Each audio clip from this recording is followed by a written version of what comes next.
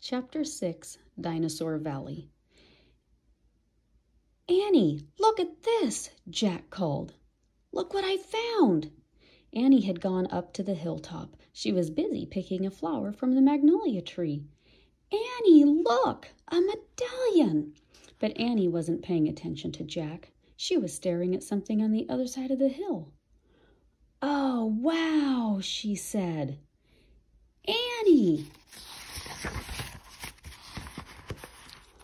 Clutching her magnolia flower, she took off down the hill. "Annie, come back!" Jack shouted, but Annie had disappeared. "I'm gonna kill her," Jack muttered. He stuffed the gold medallion into his jeans pocket. Then he heard Annie shriek. "Annie?"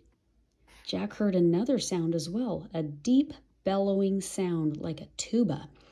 "Jack, come here," Annie called. "Annie!" Jack grabbed his backpack and raced up the hill. When he got to the top, he gasped. The valley below was filled with nests, big nests made out of mud, and the nests were filled with tiny dinosaurs.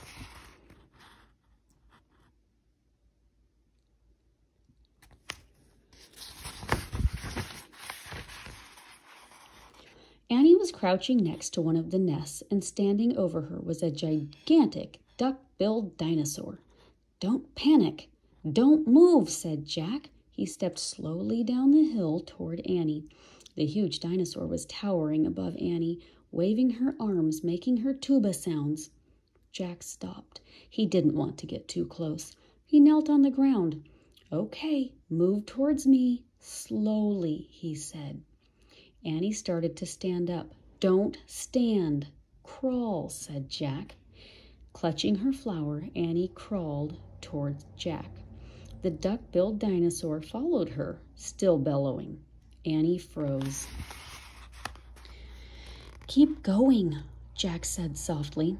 Annie started crawling again. Jack inched farther down the hill until he was just an arm's distance from Annie. He reached out and grabbed her hand. He pulled Annie toward him. "Stay down," he said. He crouched next to her. "Bow your head. Pretend to chew." "Chew?" "Yes, I read that's what you do if a mean dog comes at you." "She's no dog, Jack," said Annie. "Just chew," said Jack. Jack and Annie both bowed their heads and pretended to chew. Soon the dinosaur grew quiet. Jack raised his hand. "I don't think she's mad anymore," he said. "Thanks, Jack, for saving me," said Annie. "You have to use your brain," said Jack. "You can't just go running to a nest of babies. There's always a mother nearby." Annie stood up. "Annie!" Too late. Annie held out her magnolia flower to the dinosaur. "I'm sorry I made you worry about your babies," she said. The dinosaur moved closer to Annie. She grabbed the flower from her. She reached for another. "No more," said Annie. The dinosaur let out a sad tuba sound. "But there are more flowers up there," Annie said. She pointed to the top of the hill. "I'll get you some." Annie hurried up the hill. The dinosaur waddled after her. Jack quickly examined the babies. Some were crawling out of their nests. Where were the other mothers? Jack took out the dinosaur book. He flipped through the pages. He found a picture of some duck-billed dinosaurs. He read the caption. The Anatosauruses lived in colonies, while a few mothers babysat the nests. Others hunted for food. So there must be more mothers close by. "Hey, Jack!" Annie called. Jack looked up. Annie was at the top of the hill, feeding magnolia flowers to the giant Anatosauruses. "She's nice too, Jack," Annie said. But suddenly, the Anatosaurus made her terrible tuba sound. Annie crouched down and started to chew. The dinosaur barged down the hill. She seemed afraid of something. Jack put the book down on top of his pack. He hurried up to Annie.